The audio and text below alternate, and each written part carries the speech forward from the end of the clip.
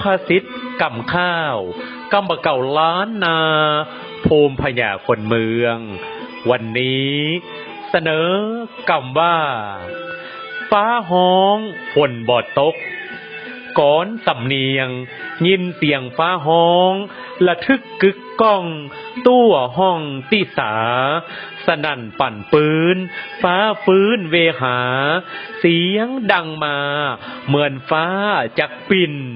ตะนกตกใจไปเหียพับสิ้น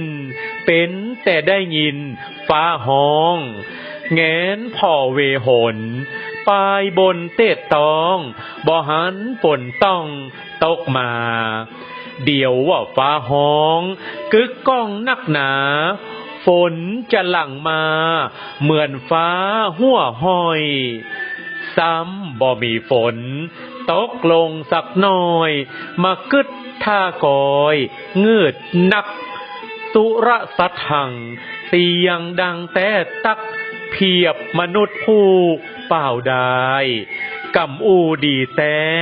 บ่แน่ใจหมายอูดีบ่ได้เนี่ยแต่บ่ได้ได้แต่เตะจุยท่าดีทีเหลวอูดี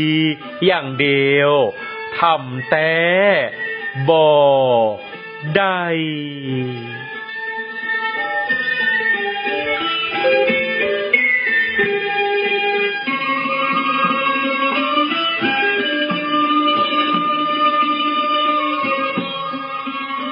ฟ้าห้อง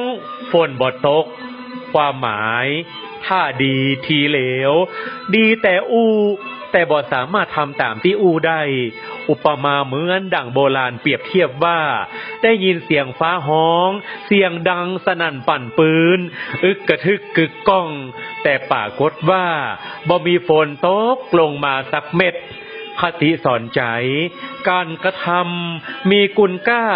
นักเหลือกำอูดีบดายแต่บ่สามารถทำได้เหมือนกำก็ไร้เสียซึ่งประโยชน์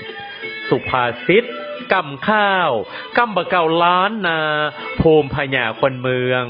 นำเสนอโดยสมาพันธ์กวีวรรณกรรมล้านนาภาคเหนือร่วมกับสถานีวิทยุกระจายเสียงแห่งประเทศไทยจังหวัดละปูน